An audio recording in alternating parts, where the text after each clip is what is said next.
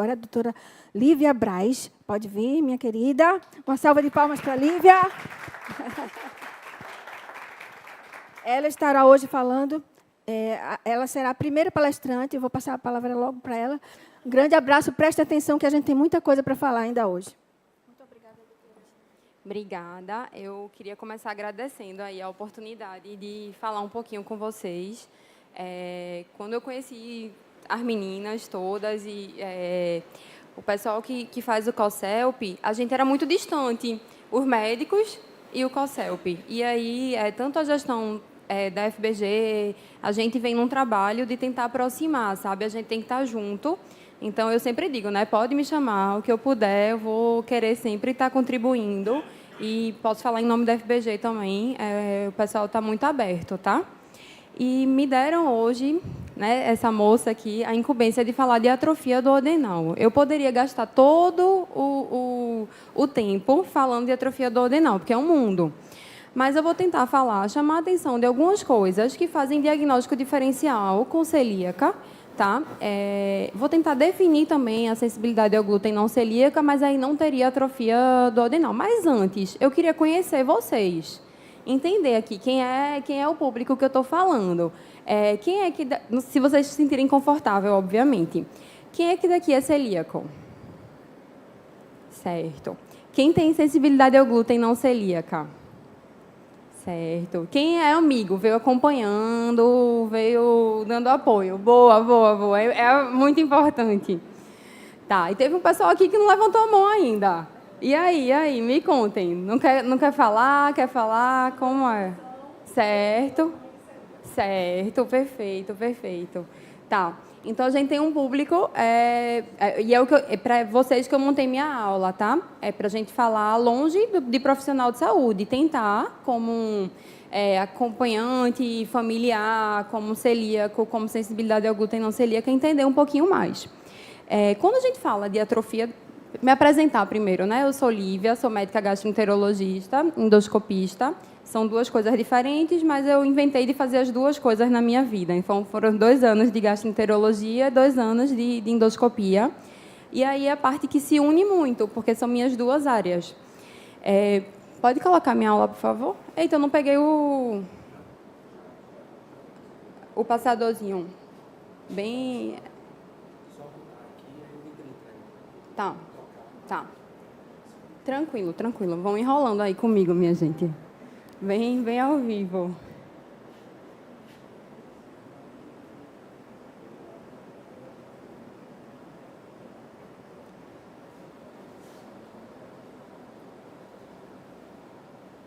Obrigada. Tá. É igual o meu. Isso aí acho que eu vou desenrolar. Tá. Então, vou falar sobre atrofia do adenal, tá? Vou começar com um caso clínico, que é para vocês.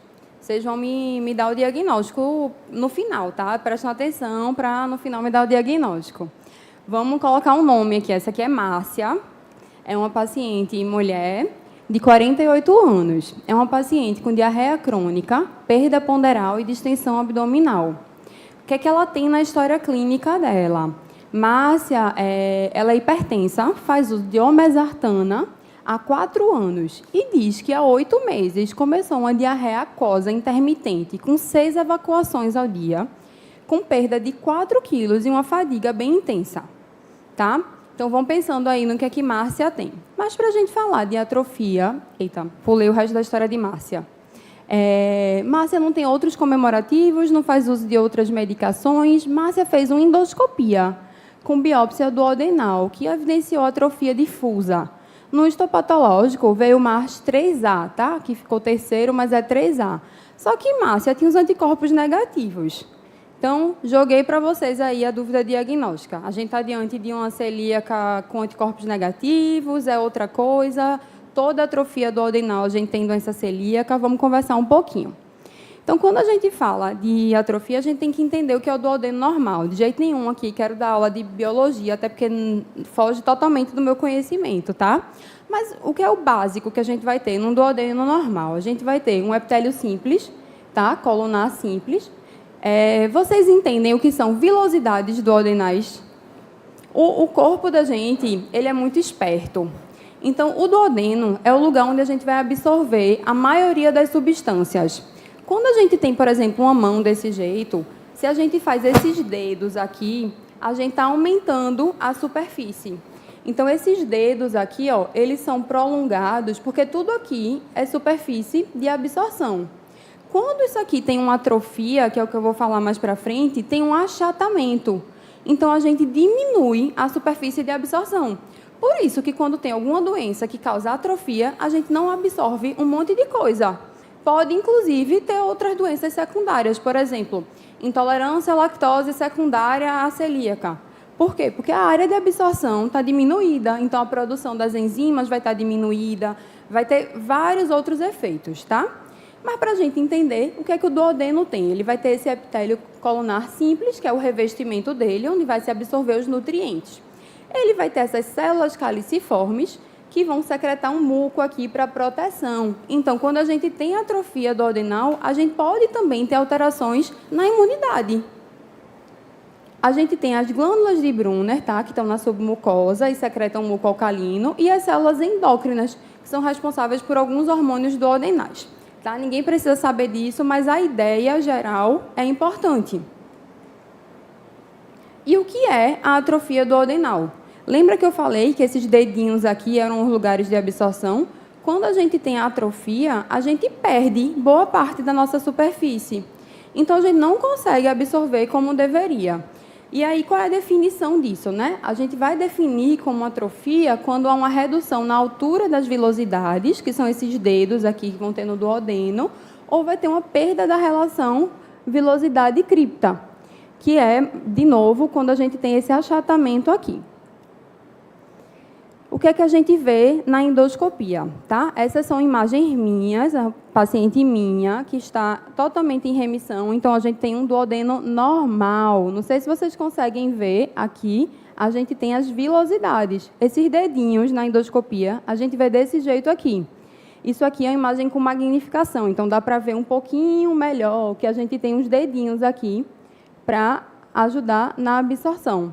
Tá, e na doença celíaca, por exemplo, quando a gente tem atrofia, o que que a gente vai ter? A gente tem Será que tem como apagar um pouquinho aqui a luz, só para dar para ver melhor? E resolve tudo mesmo, né? O bicho é desenrolado. Não, mas se não... Não, então deixa. Mas, ótimo. Pronto. Aqui, o que é que eu quero mostrar? Tá vendo que aqui tem como se fossem uns dentinhos? A mucosa está tão atrofiada que ela vai diminuir ali e vai fazer umas fissuras. Quando a gente tem mais de perto, a gente tem fissura, denteação na mucosa duodenal. Quando a gente joga o corante, aí é que a gente vai ter uma atrofia completa. A gente não vê mais aqueles dedinhos, vê uma mucosa lisa com... Isso, exatamente. Então...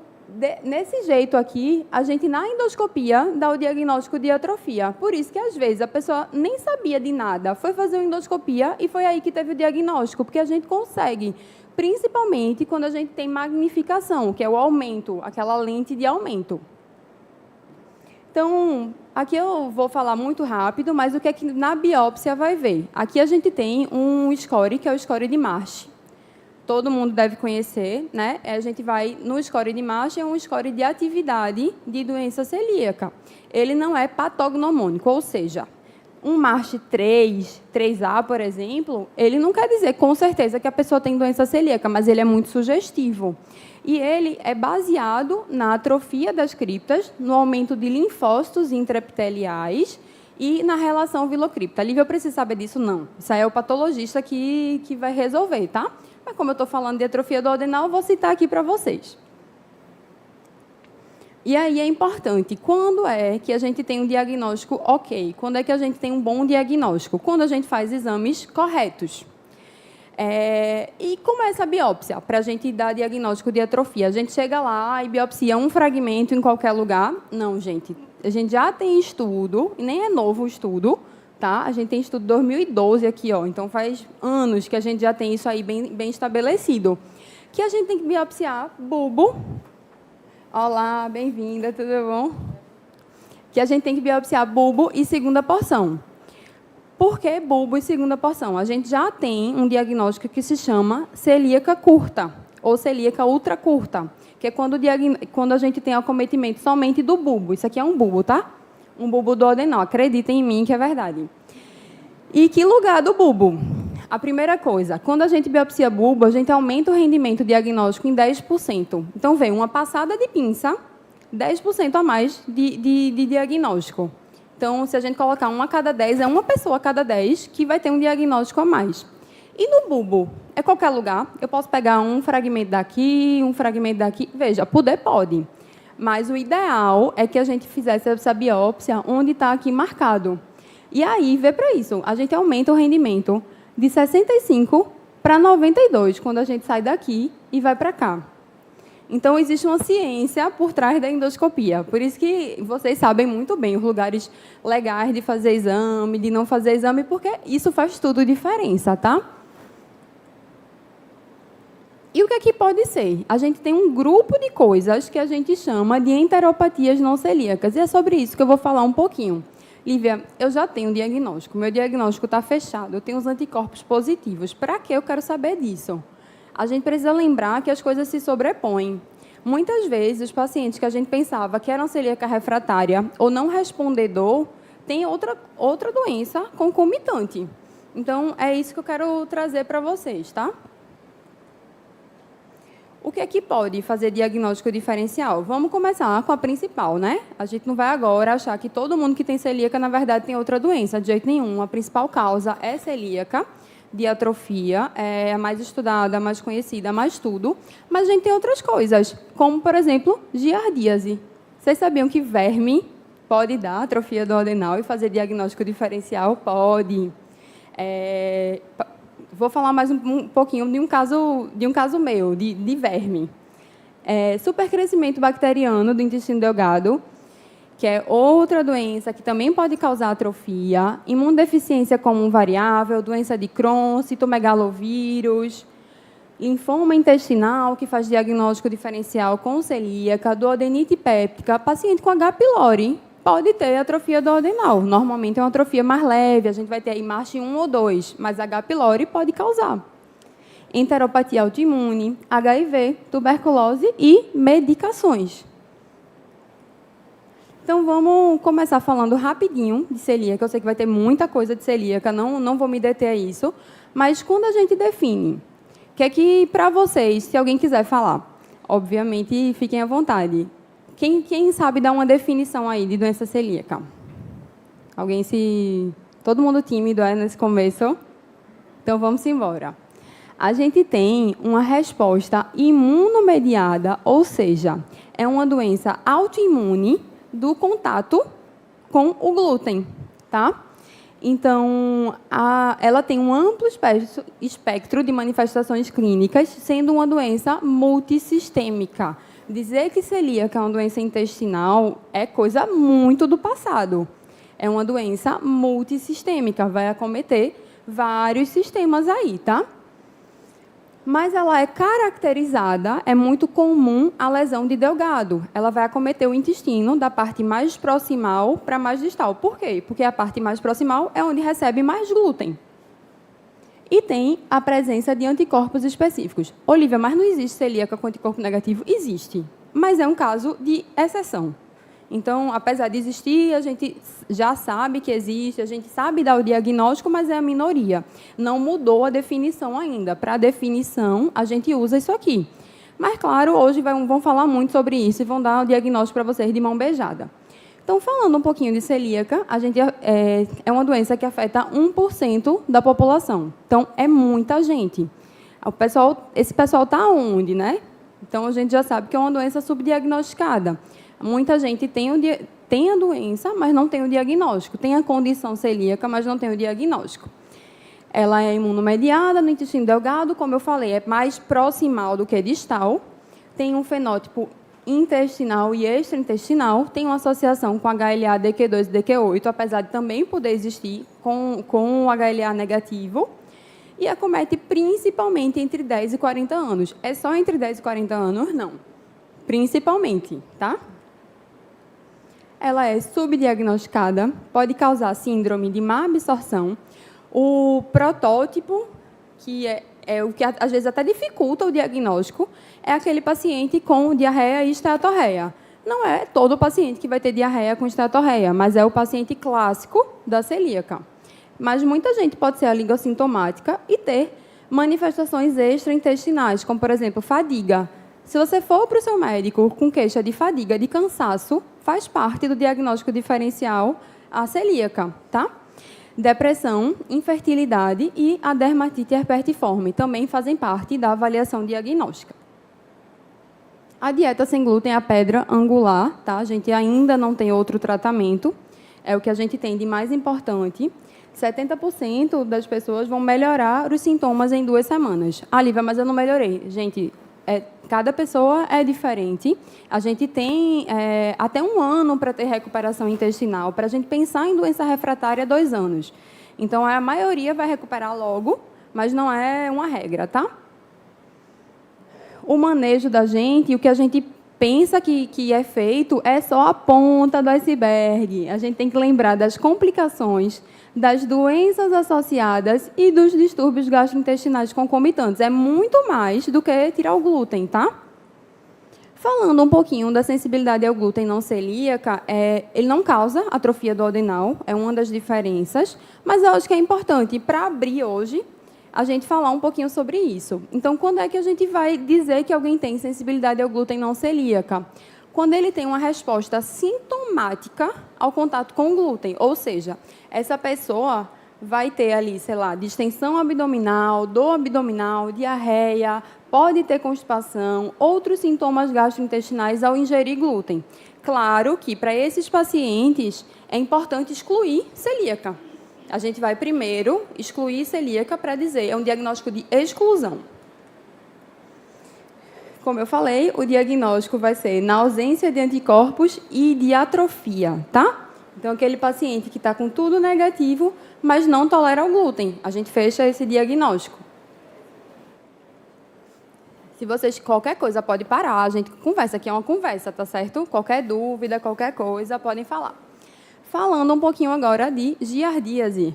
Primeira diagnóstico diferencial. A gente tem um verme que dá atrofia intestinal.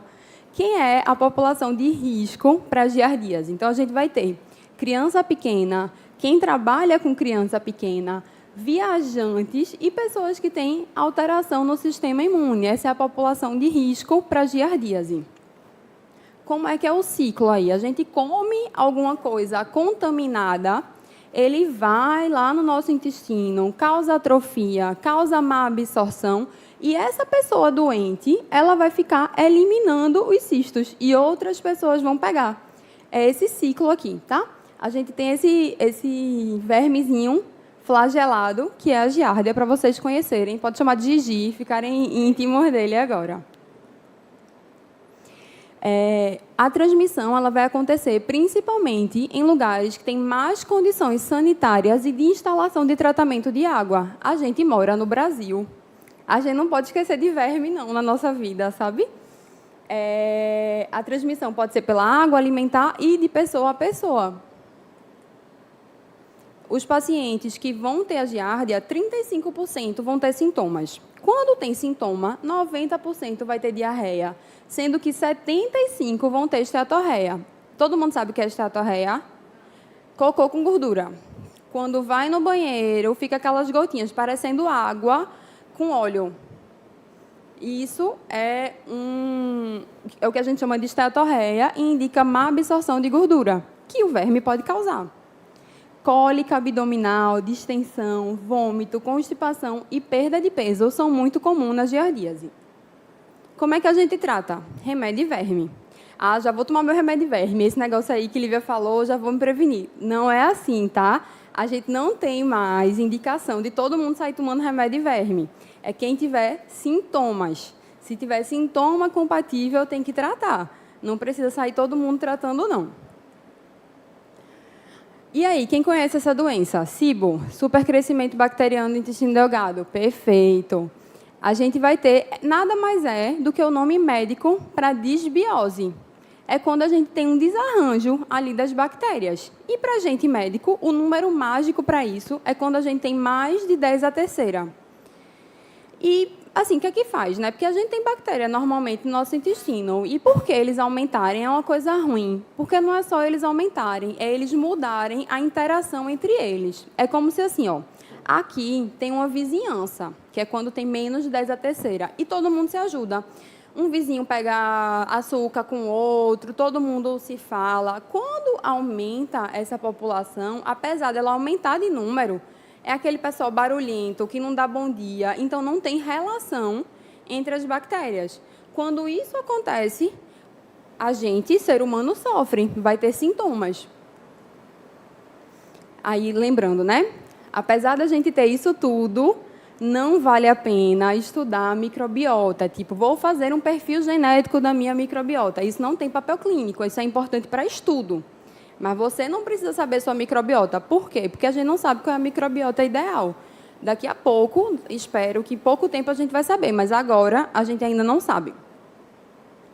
Quais são os sintomas? Gente, tudo que eu vou falar tem sintoma muito parecido, por isso que é diagnóstico diferencial. Então, a gente vai ter distensão, flatulência, cólica, dor abdominal, diarreia, constipação, fadiga.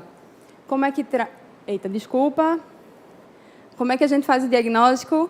Teste respiratório, é um exame do sopro, parecido com um bafômetro, que vai medir os gases produzidos pelas bactérias.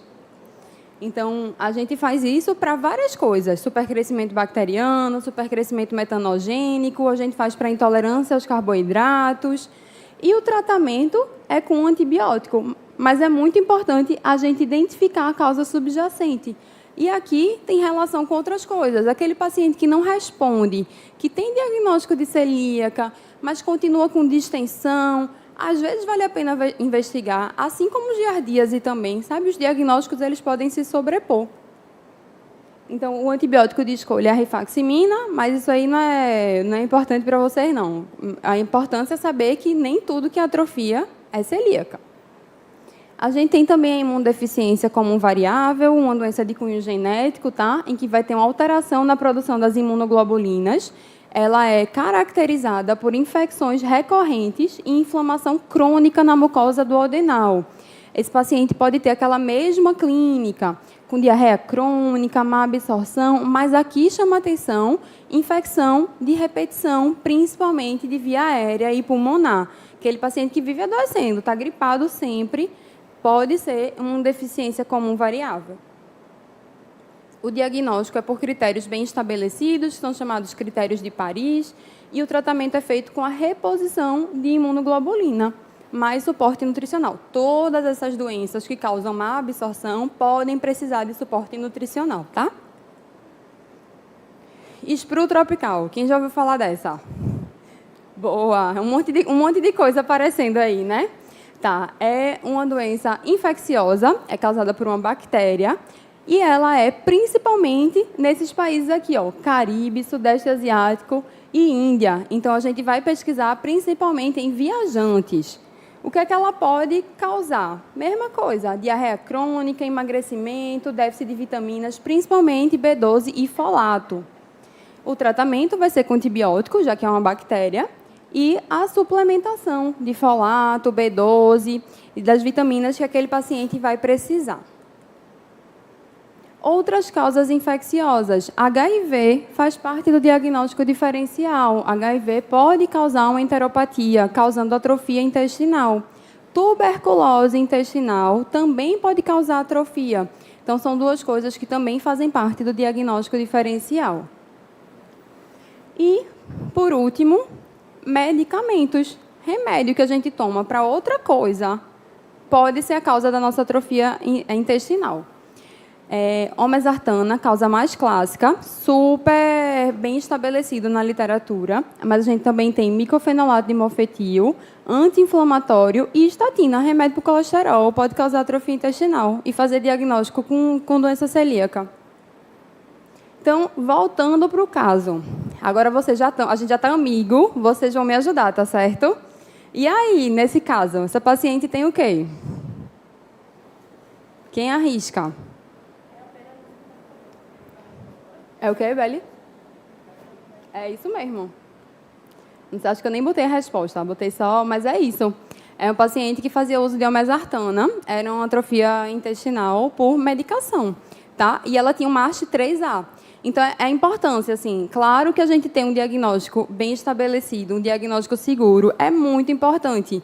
Mas um diagnóstico errado pode causar muito malefício. Então, a gente tem que lembrar que não é atrofia, não é igual a celíaca. Atrofia não é sinônimo, tá? Tem que lembrar das outras coisas. Eu acho que eu estou no tempo ainda, né? Estou no tempo. Então, deixa eu contar um caso. Recebi uma paciente, diarreia com esteatorreia, atrofia intestinal. Veio para mim, Lívia, paciente celíaca para tu acompanhar. Certo. Conversando com ela, e aí ela, não, eu tenho um cachorro, tenho um filho pequeno que come terra, aquela coisa toda. Aí eu, certo, fiz os anticorpos, anticorpo negativo. Aí mandaram para mim justamente porque era uma celíaca com anticorpo negativo, que é um diagnóstico mais difícil, é um paciente que a gente tem que ter um pouquinho de atenção. Tá certo, vamos... Faz quanto tempo que tu não tratou verme na vida? Ah, lembro não. Tratei, eu acho que, sei lá, uns 10 anos. Tá, vamos fazer aqui um albendazol. 3 dias de albendazol para pegar também estrongiloide. Isso aí é fosforilando. Mas não é que parou a diarreia, acredita? Veio para mim como celíaca e, na verdade, era verme. Então, a ideia aqui é só mostrar que o diagnóstico ele é muito importante. Vai mudar a vida daquela pessoa para melhor, mas se ele for certeiro, sabe? A gente tem que lembrar que nem tudo que causa atrofia é celíaca. Se o anticorpo for negativo, vamos desconfiar. É importante ter assim uma assistência de qualidade do seu lado para sempre lembrar disso aqui. Não é um paciente que vem com atrofia que a gente vai... Como é? Tu é anticorpo negativo, Aninha? Mas HLA... Positivo. Ah, certo. 3C. Aí, pronto, uma coisa super importante. Quanto mais avançado o MASH, menos cabe diagnósticos diferenciais. Um MASH 1 pode ser H. pylori, minha gente. H. pylori é a bactéria que pode morar no estômago, né? Super comum. Ele pode ser causa de atrofia. Mas quando a gente vai entrando ali... Essa aqui eu botei 3A, mas é uma pegadinha, porque 3A é difícil ser outra coisa. Mas pode acontecer. Mas quanto mais atrofia, mais perda de vilosidades, mais linfócitos intraepiteliais, mais difícil de ser outro diagnóstico. Mais específico fica. Mas pode. A gente tem que lembrar que tem outras coisas que causam atrofia. Me diga, posso perguntar se o pessoal tem alguma dúvida, se quer fazer um... Pode. Alguém pode falar? Deixa eu entregar aqui para a senhora. Você explicou sobre o diagnóstico diferencial para não dar atrofia, para não ser doença celíaca, mesmo tendo atrofia. Mas a atrofia em si, ela já também não seria uma forma de adquirir a doença celíaca ou dela se instalar ou se pronunciar mais? Não. A atrofia ela pode ser unicamente por outra causa. A celíaca ela vai ter atrofia. E quanto mais grave a atrofia, mais importante as manifestações da celíaca, certo? Mas a atrofia na doença celíaca ela é uma consequência com contato com glúten, que é diferente dessas outras causas. Então, por exemplo, esse paciente que eu mostrei aqui, ele não tem um risco maior de celíaca por causa disso. Entendeu? Não sei se eu respondi. Pronto. E aí, quem mais? Digam alguma coisa. Alguém quer perguntar alguma coisa? Quer fazer alguma consideração? Ah, certo. Oi, tudo bem? Eu me chamo Jennifer. Eu tenho doença celíaca. E me deixa para dizer o meu diagnóstico por um período. E já estava em MASH 3C. E eu ficava desistindo, tentando, desistindo. O último MASH que deu foi 3B. Eu achei estranho, porque eu não estava cumprindo com a dieta. Aí tem uma redução, mesmo que você fique variando a dieta, Ou isso foi mera... Porque eu troquei de... Não foi nem de laboratório, foi de médico que fez o exame. Você não estava seguindo de jeito nenhum a dieta? Entendi. Vê, isso pode ser variação interobservador, tipo, uma pessoa viu... Porque se a gente voltar, é longe, mas assim, se a gente for para os critérios, vai entrar várias coisas. Então, às vezes, a amostra, o lugar que biopsiou, era de um jeito e no outro era um lugar que estava mais acometido. Isso pode acontecer. Lembra que eu falei que quanto mais perto, mais acometido. É uma das coisas. A variação interobservador e você ter diminuído pode influenciar. Apesar de que, vamos lá, em termos práticos, a gente não tem grandes diferenças. Precisa da dieta sem glúten. Mas agora tu tá... Boa, boa. Pode falar, tem uma pergunta, né?